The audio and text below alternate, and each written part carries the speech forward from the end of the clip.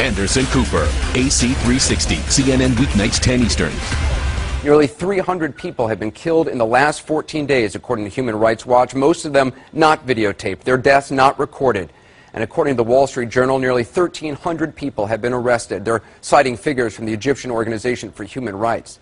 Some of those 1,300 people have been released, but others still held, and we don't know where, and we don't know what's being done to them. According to several New York Times personnel who were held by the secret police a few days ago, they could hear captured Egyptians being beaten, tortured, crying out in pain. That is the truth of the Mubarak regime. They have blood on their hands, and the question tonight, are they really going to change for themselves?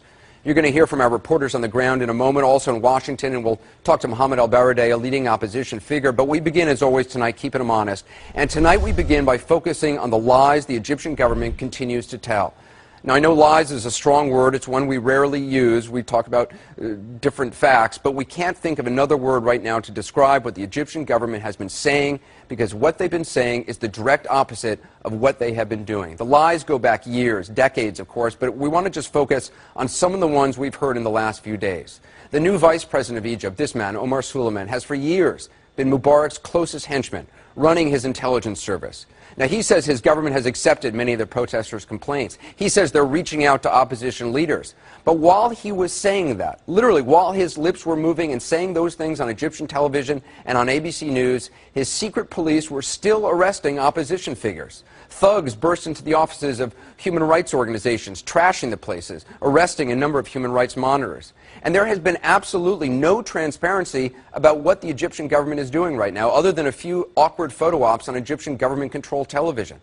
The Egyptian government has denied any involvement in these kind of attacks by mobs on peaceful demonstrators and reporters. They say they have no idea how these things happen. But the Egyptian military stood there and let it happen. I saw that with my own eyes. We all saw that. And when they realized the protesters could not be beaten back by mobs and reporters would continue working, the military suddenly stepped in. And with a few rolls of concertina wire and a few shots in the air, they suddenly were able to keep the mobs at bay. The Egyptian government says the military didn't want to choose sides, but the truth is they did choose sides.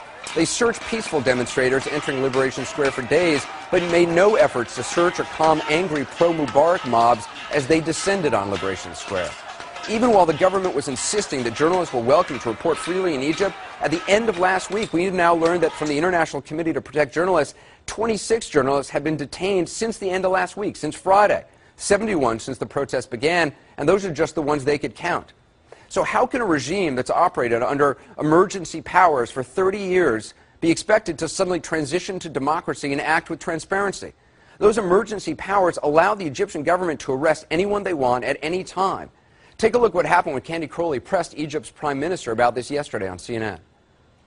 Mr. Prime Minister, our reporters on the scene in Cairo tell us that while you negotiate about a democratic process, there are still arrests of local and international human rights activists as well as journalists. Why are you arresting them? No, I didn't understand you. I didn't understand you, frankly. We are told that you are arresting human rights activists and journalists. Why? No, I don't hear well. I don't hear well now. Suddenly sound problems developed. He couldn't hear. A few moments later, Candy tried again. Let me ask you about arrests by the military police. Why are they arresting arrests? About what? About the detention of human rights activists. Why are you detaining them? Frankly speaking, if there is some problems, it's not intended at all, my dear.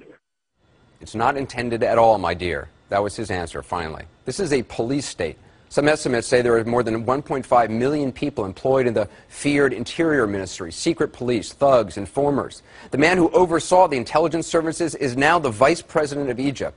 It's not intended at all.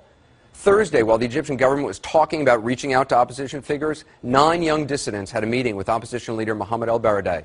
That evening, all 9 were rounded up and detained.